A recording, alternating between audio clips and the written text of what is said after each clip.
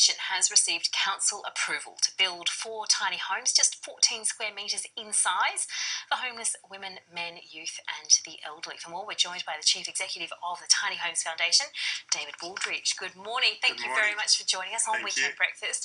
A very exciting project, because I imagine there are all sorts of possibilities. When you start small, it's early days, a project that will encompass at this stage 4 homes. But just tell us about how this actually came into being, the idea, and what people might be able to achieve with this project. Okay. For a number of years I've worked on the street with homeless people, rough sleepers, couch surfers, people sleeping in cars, etc. Just trying to help them by handing out sleeping bags and food and water and just spending time with them. Loneliness is a very big problem. And so it just came out of that, and out of my Christian faith. I just had a real desire to actually do something a little bit more tangible rather than just sort of meeting immediate needs. And now we have Tiny Homes Foundation. That's right. So this is going to start with just the 4 homes on, it's a communal arrangement, is that right? Yeah, Gosford Council, or Central Coast Council as they're now known, have given us a block of land to do the pilot project. It's right next to Gosford Hospital and about 500 metres away from the railway station. So it's a great location. It's about 500 square metres, and we're going to put 4 tiny homes and a shared laundry and a shared meeting area, IT, lounge room sort of thing on that, plus some communal veggie gardens. So that's where we're going to start it off. So hopefully it is quite a flexible idea, and hopefully other people will pick it up and run with it, and we'll see where it goes. Starting off small, but could become something really, really big. We were just looking at some images of what these houses might look like. Yeah. So what sorts of facilities will be in the house? Will they be like mini studio apartments? They will be. They're 14 square metres, so they're not large, but they'll have their own fully contained kitchen, their own bathroom with shower and toilet and wash basin, and a sleeping living area and a nice little deck with a retractable awning, and they'll have a little bit of own yard space as well. They'll have solar panels on the roof to sort of make them a little bit eco-friendly, and a water tank as well, yeah. So why the option of the tiny home as opposed to, say, an apartment block? Cost. It's as simple as that. Like, I'm not able to build apartment blocks, so I've got to leave that for somebody else to do.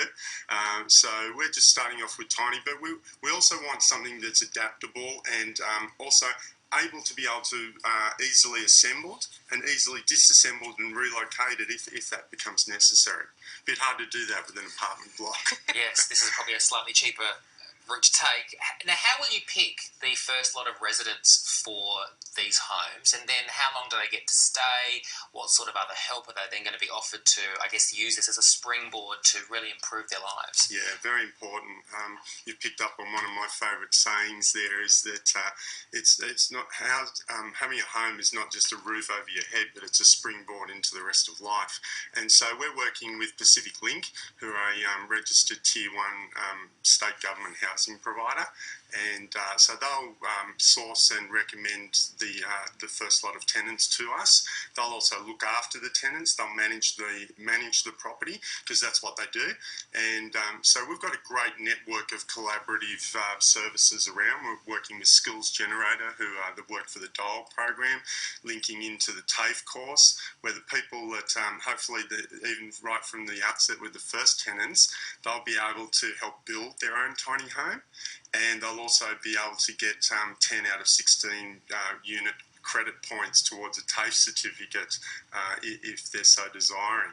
And so, hopefully all of these things are going to come together, and because it's really a housing first strategy, not housing only, because you're exactly right. We need all of those wraparound support services to make sure that people, sort of get their life back on track.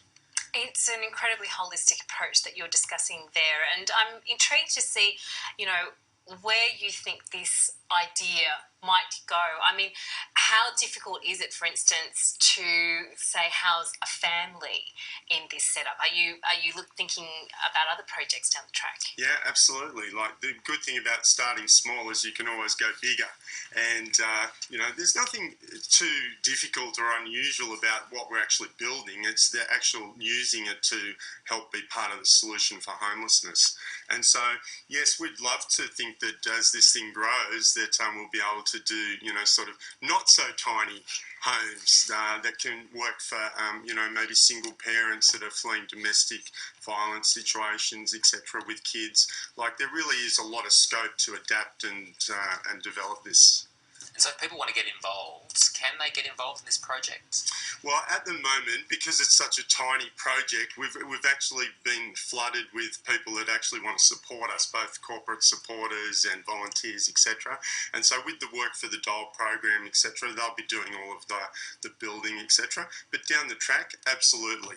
But, the main thing is just follow our story and tell the story. And also, I think it's important, we want to try and help spread the message that being homeless is not a definition of who you are.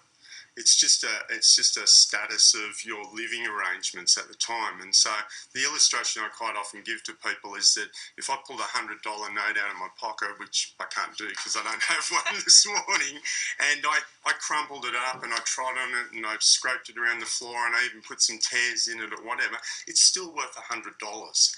And so, that's the view that because the homeless people that I meet, every one of them has an individual story, and, their backgrounds are completely different, and really sometimes it's staggering to realise that bar one or two major mishaps in any one of our lives, we could end up in the same situation. And so I don't want to be negative about it. I want to start with this tiny project and really believe that if we work together, governments, corporate, the Australian public, I think we've got a real shot at Australia becoming the first place to solve homelessness. And that really excites me. Every reason to be excited, David Wooldridge, with the Tiny Homes Foundation. A wonderful initiative. Thank you very much for speaking to us this morning. Thank you, Miriam. Thank you, Adrian. Well, as the fate of the plebiscite on same-sex marriage hangs in the balance,